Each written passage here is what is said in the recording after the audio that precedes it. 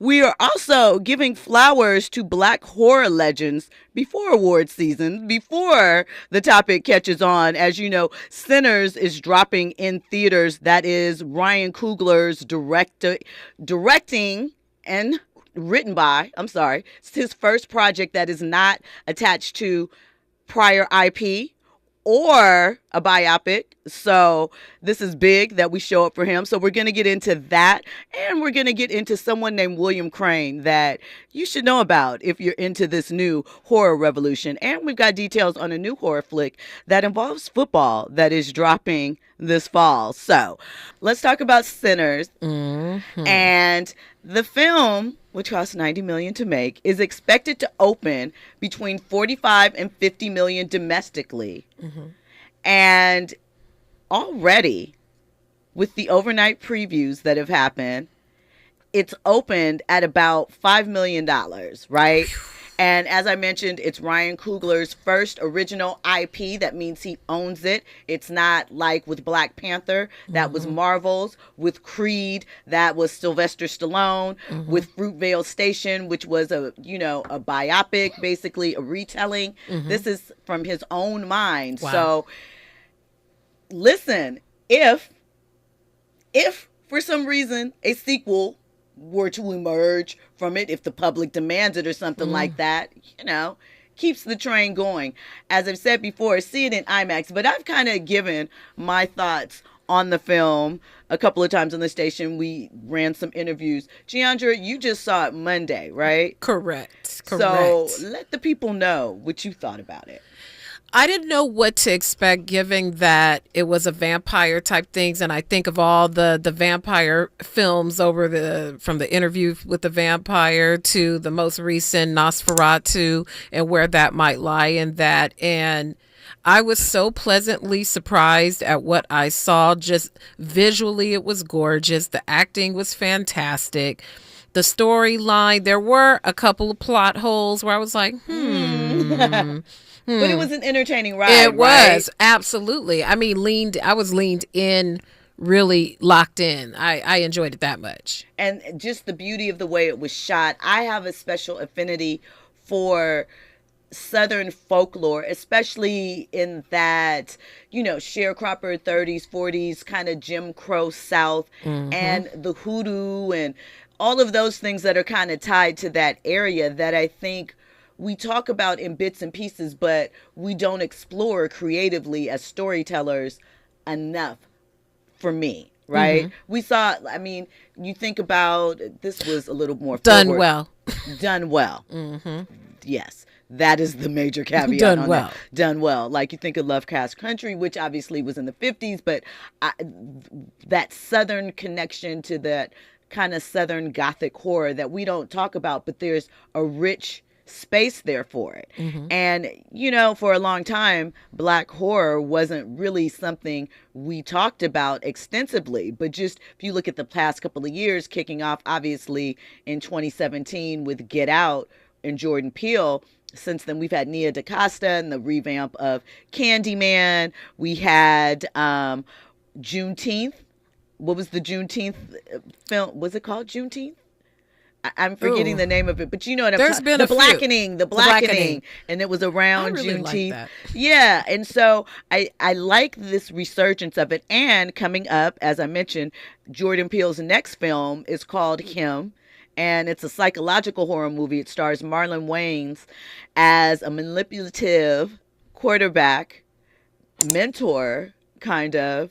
And he has some type of God complex, maybe. I mean, that's we're going to talk about that. Going back to the Sinners thing, there has been a topic, and even in the midst of all this celebration, I've been seeing something that stems from the fact of, this era of this Jim Crow era, why do we have to do something that's still sort of rooted in trauma porn? And I didn't take that. There was no trauma porn exactly in this. At all. And I appreciated that. There was no moment where, one of the things that I don't particularly love about this period, and when I say this period, I mean this era of filmmaking, is that we have these message moments where we always get whether it's drama or comedy or whatever, we seem to get a lot of, as a black man, as a black woman, I dot dot dot dot dot, instead of just us seeing it through the story. Show don't tell is what we often hear. You know what? Another takeaway that I had from it, and this is spoiler free, go see it, go support it. This is a spoiler free discussion, is there is diversity in the film that makes sense. It's not just pandering or kind Correct. of tokenism. It's diversity for the sake, not just for the sake of diversity. It's real. Right. Lily did her thing. Beautiful. And their whole story is something, like you said, very real and very rooted to the South, especially Mississippi during that time period with Chinese immigrants. Shoot, Louisiana too. I have a Chinese grandma. Yep. So there we go. And what I kind of wanted to encompass with Sinners coming out, and we talked about him coming, and this sort of resurgence we're seeing things, is there's a man named William Crain, Bill Crain, who was a director. And if you haven't heard his name, he is the individual behind Blacula, 1972, right? Which was our first black vampire horror film. It was during the black exploitation era. It's considered, a black cinema classic, maybe not in, actual scripting or story, but what it did for its time period and how it shows. He also did, in 1978, Dr. Black and Mr. Hyde, which was starring Bernie Casey as a doctor working at a clinic in Watts. When he takes this potion, I can't remember the whole. I gotta write that down. Yeah, it's Dr. Black and Mr. Hyde. Obviously, a take of Dr. Jekyll and Mr. Hyde, but it was also directed by Bill Crain. He was 23 when he directed Blacula in 1972. Listen, and he went on to direct shows like Designing Women, Starsky and Hutch. So he went mainstream, right? But the fact that we don't talk about, I'm sure his name came up with Jordan Peele and some things or whatever, but the fact that he's not more widely known, that's why I always question when we talk about how much we love nostalgia and these things, but it's only the things that are really put in front of us that people say you should get into. When you get into the weeds, sometimes people like this should be overlooked. And of course, me, when I found out, because I saw probably as a child on one of the rerun channels, like maybe Elvira or something like that, Blacula and Dr. Black and Mr. Hyde, but I didn't realize it took place in Watts. And the whole angle of the storyline for that is fascinating to me. I'm going to have to take a look at that. And what's even more interesting about that, usually when there's some type of something that comes out and thinking about nostalgia, they'll go dig up everybody and their mama, auntie, who was a fringe person, somebody who was part of the project, to troll them out at some award show and give them some type of lifetime achievement, something or other.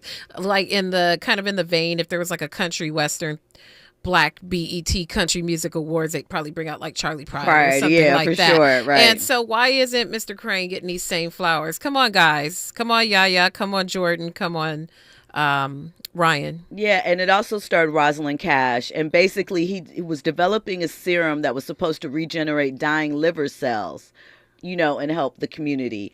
And so he tested on himself, and it accidentally turns him into an albino monster who goes and murders prostitute pimps and drug dealers.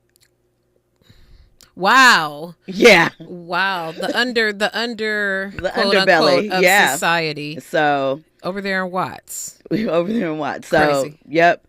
And I just wanted to make sure, as we celebrate Ryan and we're already hearing the accolades pour out for him, that we, touch on that and make that, give a little light to it, because we know that we don't always shine a light. We think we're doing undiscovered work at times, but there's a lot there. And I'm appreciative that we are expanding into other genres in other ways. And I'm excited to see more horror, more sci-fi, Black-based films that aren't also just strictly based on trauma.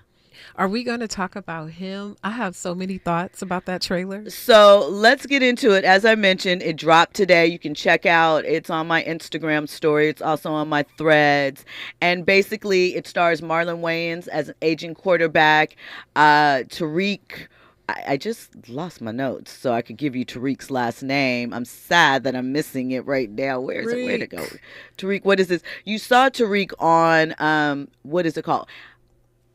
What is Donald? What's wrong with my ATL? Atlanta. Atlanta on Donald Glover's show. He played the young guy that was a white kid adopted, and he ended up with the haircut, and he was in one of the episodes of Atlanta. And this one, he plays a young NFL prospect who Marlon Wayans' character is mentoring, and he invites him to train with him at his secluded compound. And I'm not going to give you more details. I know a little bit more, but the trailer, crazy, insane. And I think the idea of blending horror with the sports genre, especially as you see in the trailer, how bad do you want it? How hard are you willing to work for it? Is something that is going to be so intriguing. I love that intersection of sports being sort of a gateway, or CTE. That's in essence in the trailer. Right. It's not a spoiler. We see that someone looks like they get severely injured their neck, and so maybe by having the brain and the neck and the spine, it presents a way, because it has a sort of spectral, otherworldly thing that's happening. And I like the idea of pulling back the curtain on the fine line between superior sports athlete and maybe some other extra assistance other than of the injectable kind. I know, right.